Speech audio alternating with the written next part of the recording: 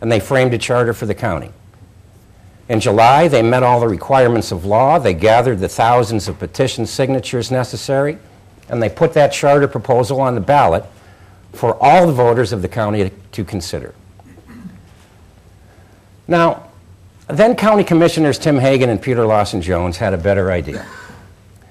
After years of intractable opposition to reform of any kind, they changed their minds in one day.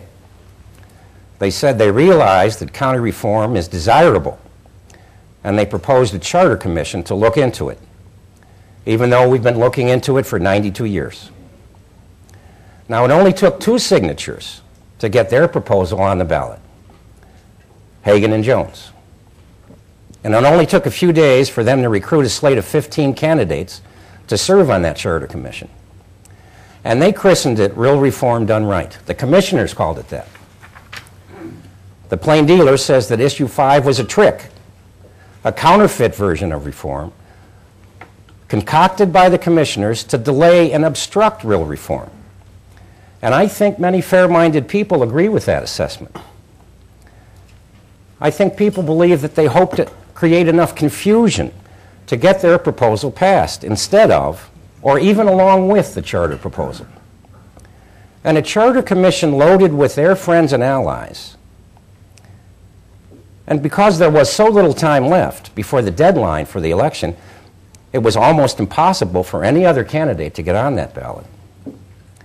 Well, a charter commission like that could threaten to stop reform in its tracks, stall it for years, or even undo genuine reform, whether the charter proposal passes or not. Now, that was a clever plan, and it could have worked. It should have worked, but something happened with Issue 5. A small band of independent citizens, the Citizens Reform Association, a little nonprofit, nonpartisan group of concerned citizens who are interested in only one thing, reform and restoration of good government in this community. They didn't like what the commissioners had done, and they decided to try to do something about it. It wasn't easy. They had less than a week to form a committee, file the papers, recruit a slate of candidates, and gather petition signatures. It took more than 100 volunteers working around the clock. It was an amazing grassroots citizens' effort. Now, they managed to get more than 9,000 signatures in 6.5 days, and they won places on the ballot for 15 good, fair-minded, independent citizen candidates. Those are our candidates, the Citizens Reform candidates. And the citizen reformers are running to safeguard the future of reform. They're running to prevent the old guard insiders from seizing control of this process. They are running to ensure that reform is real, that it is done right, and that it does serve the best interest of all our citizens. We believe that Issue 5 has now been inoculated, if you will. The commissioners' own candidates, and that's what we like to call them, will not stand unopposed. They cannot deliver a gift-wrapped charter commission that the commissioners can use as a wrecking ball to demolish genuine reform and undo the will of the people. Now they will have to work for every vote, and the commissioners' own candidates have the unenviable task of convincing voters that they are the fair and independent ones, that they have no allegiance to the commissioners who recruited them, and no vested interest in any county jobs, contracts, or benefits. And all I can add to that is that we are proud to be on that Charter Commission ballot, and we urge you to consider the independent citizens as your candidates. Thank you. Thank you both. We will now have rebuttals from each. Mr. Johnson, you have 5 minutes. Okay.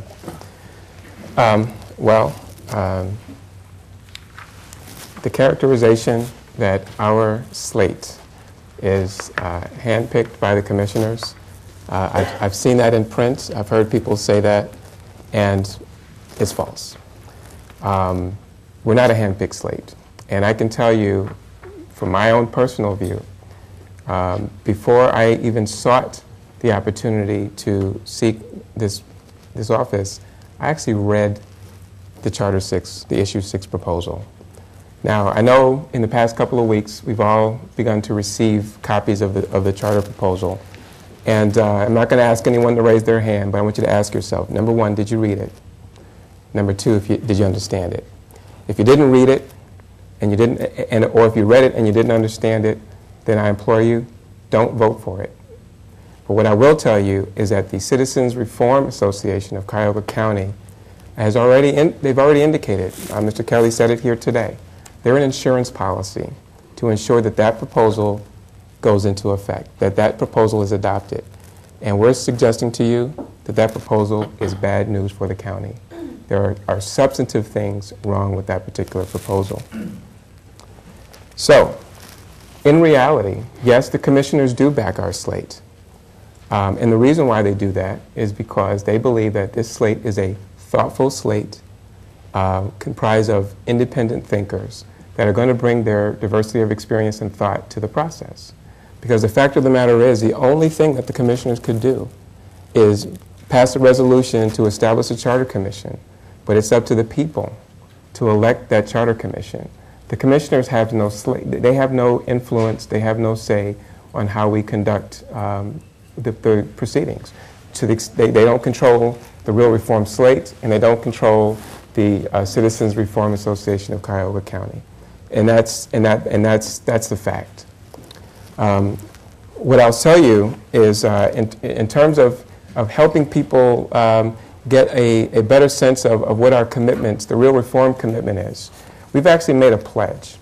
This is a signed pledge. We all signed this at the very beginning because we knew that people were going to question the motive behind Issue 5. And to the question of how did Issue 5 come about, and is it really an obstructionist process? Well, I don't think so. But my response is, so what? So what? How motivation is helpful to understand context, but motivation does not address the issue at hand. And the issue at hand is we have momentum to restructure our government, and we have an opportunity to restructure our government the right way. And that's what the real issue is, and that's what the focus should be.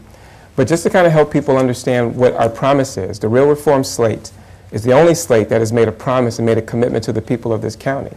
We've made a commitment to fulfill our constitutional obligation to craft a county charter, because the Charter Commission is a constitutional, a creature of the Constitution, the Ohio Constitution. And that said, the charter will be created through a genuinely open, transparent, and inclusive process that will give every concerned Cuyahoga County resident a chance to be heard. We're going to go to your neighborhood, to your community, and we're going to deliberate in public. The charter will offer real, substantive change from the status quo and will facilitate economic development in Northeast Ohio.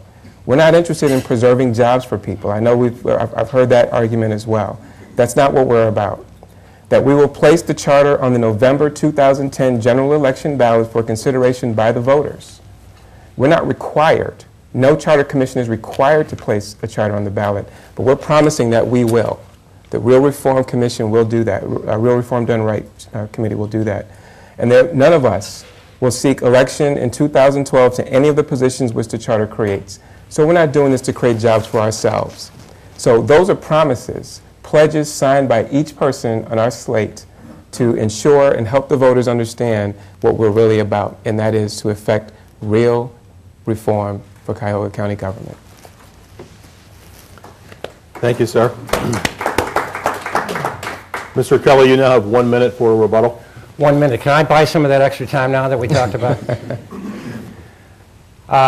With all respect to Ron, the Real Reform Done Right slate, as they were christened by the commissioners, cannot keep that pledge. If Issue 6 passes, that pledge cannot be kept. If Issue 6 passes, the Charter Commission has a mandate to consider amendments to an existing charter, and there will be an existing charter, and those amendments must go before the voters next November.